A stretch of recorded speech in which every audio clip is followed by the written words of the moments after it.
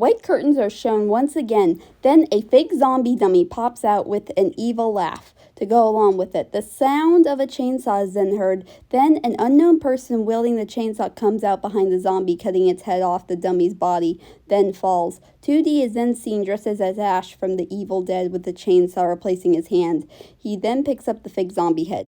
What a dead brain!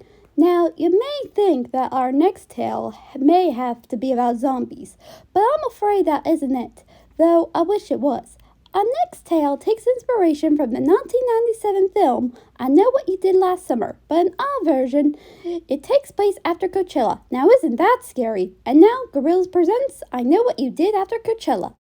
In a parking lot, the band and Izzy with a sleeping Leo star are walking to their car after having fun on the last day at Coachella. As they walk, they are all tired, and Murdoch, who seemed to have a little too much to drink, was a little woozy, but he still had a little energy in him.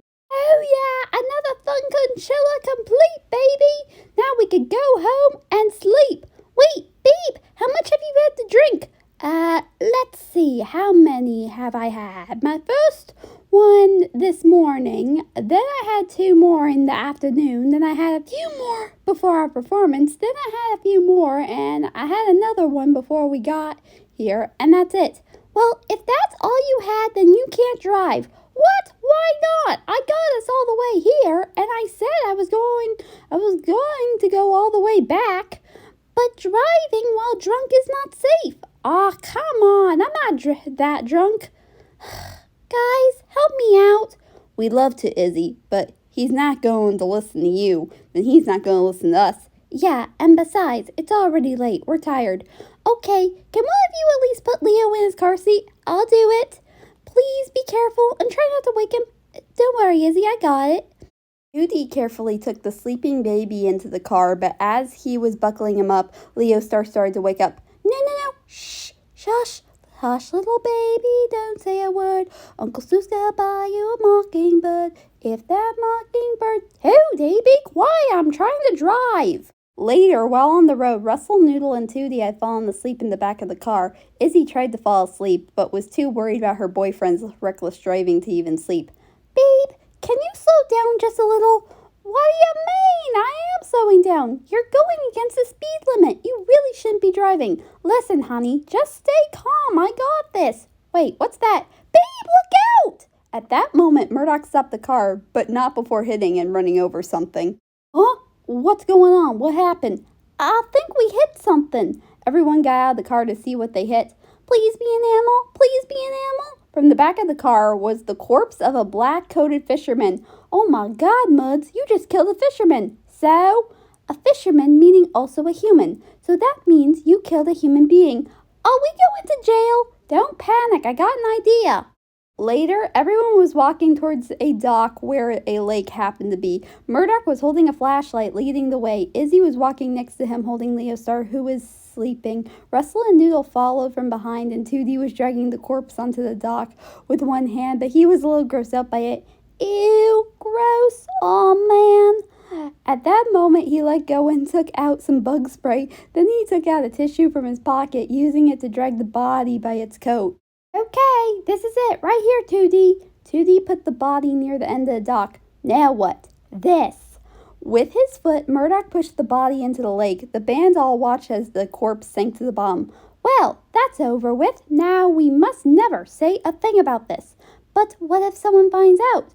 Oh, come on, we're the only ones here. What's there to worry about? The gang then started to walk back to their car. Shouldn't we say a few words? He was a great fisherman who gave fish to everyone, and beloved by all sorts of fish. And what a great man who had to go out like that. Why? Look, we must never, ever mention this to anybody, because if we do, our career may go in shambles. I think you mean your career, considering you were the one driving. Oh, who cares? Come on, let's go. It's getting late. And so the band got in their car and drove away into the night. Next morning, Izzy came into work on her very first day back after Coachella. Good morning, Mr. Rockin'. Izzy, you're back. Oh, are you okay? Is something wrong? Well, your face is a little Oh yeah, sorry. I took my son to his father's place and he was a little fussy and didn't want me to leave, so he got some gross water from the sink on my face.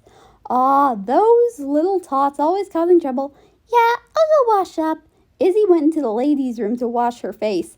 As soon as she dried her face, she looked up and saw on the bathroom mirror in red, "I know what you did." Shocked by this, Izzy took out her phone and took a picture of the words. Later that afternoon, Izzy could not stop thinking about what she saw. Was it a prank, or did somebody actually saw her and her friends do that bad deed? Enjoy the new record! As the customer she was helping was leaving, Murdoch, while holding Leo Star, came into the shot. Izzy, there's something wrong. Murdoch, we talked about this. You can't come here and have me change Leo Star. You have to do it yourself, and if you don't, he'll get a rash. Oh, don't worry, I already did that before driving here. Wasn't the best experience, but I still need to get used to that smell. Well, that's good to hear. So what's going on? Well, I was leaving Con Studios to come see you, but as soon as I came to the car, someone vandalized it. Huh? The two went outside where the car was parked and vandalized in white paint with the words, "I know what you did," all over it. See? Wow, funny. The same thing happened to me when I went into the ladies' bathroom this morning. Izzy took out her phone with the picture of the mirror. This can't be good. So someone does know what we did do. I don't know. I'll talk with Tootie, Russ, and Noodle about this. Come by after work when you're done. That evening, Izzy went to Concierge after work. Babe? Guys? Izzy looked around the room and noticed that traps were set up everywhere. Oh, hey, Izzy. Hey, Russell. What's with all the traps?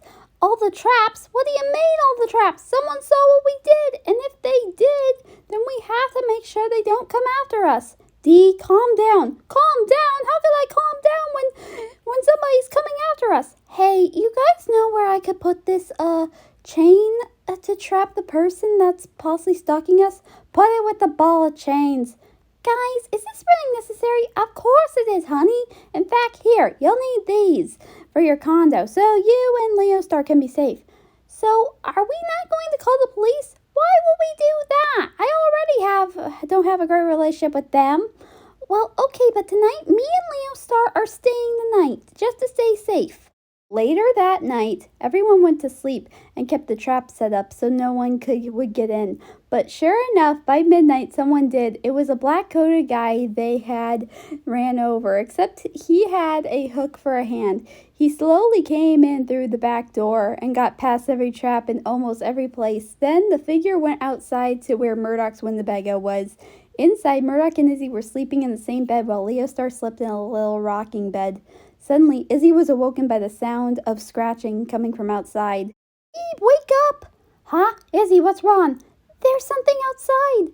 Don't worry, I'll handle it. Probably some troublemaking masterminds. No, what if it's... Don't worry. If it is, I'm prepared. Murdoch went outside. All right, you dummy, where are... But before he could finish, no one was there except for the words, "I know what you did," scratched on the back of his Winnebago. Hey, do you know how much I paid to get this? Not to mention, it got stolen before, but now this? I can't believe this. You're gonna pay for the paint job. Suddenly, from inside, Izzy's screaming was heard. Ah! Izzy! Murdoch quickly ran back inside where he saw Izzy still in bed looking out the window. Izzy, what happened? Murdoch, he's here. From the window, the fisherman was tapping on the glass with his hook. Let's get out of here! The two ran out of the Winnebago and started straight to Concierge. Wait, where's Leo Star? I thought you had him. The two looked back and saw the fisherman going in the Winnebago. No, my baby! Izzy, are you crazy? You can't go back there. It's too dangerous. He's our son. Do you want him to die? Izzy ran back inside where the fisherman was looking into the baby rocker. Get away from my baby, you black-coated freak!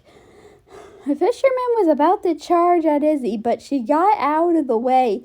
That's when the fisherman stepped on one of Leo Star's toys and tripped right into a net trap Murdoch had set up.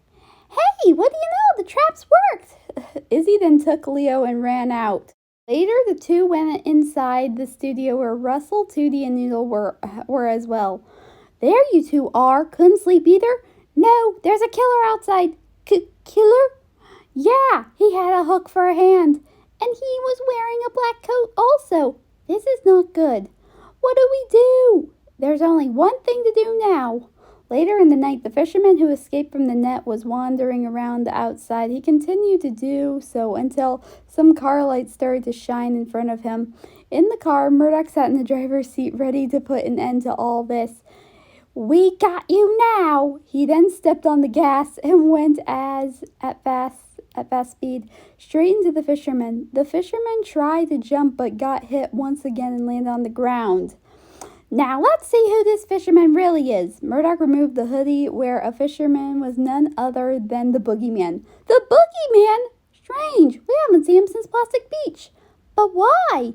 I think I know. He was trying to get revenge on me after what happened back at Plastic Beach. Is that it? The boogeyman nodded his head. Yes, but he was originally going to do it at Coachella, weren't you? The boogeyman once again nodded. Yes, but luckily, thanks to my driving, he failed once again. Yeah, but how did you guess he would be at Coachella? A fan told me they saw someone who looked like him, and to keep my eyes out. And for me, I mean, come on, you guys. He would want to come back and get revenge someday. Well, at least it's all over. Just then the boogeyman got up slowly and took out the hook. Or not. Run! As the five ran, the boogeyman chased after them into the moonlight.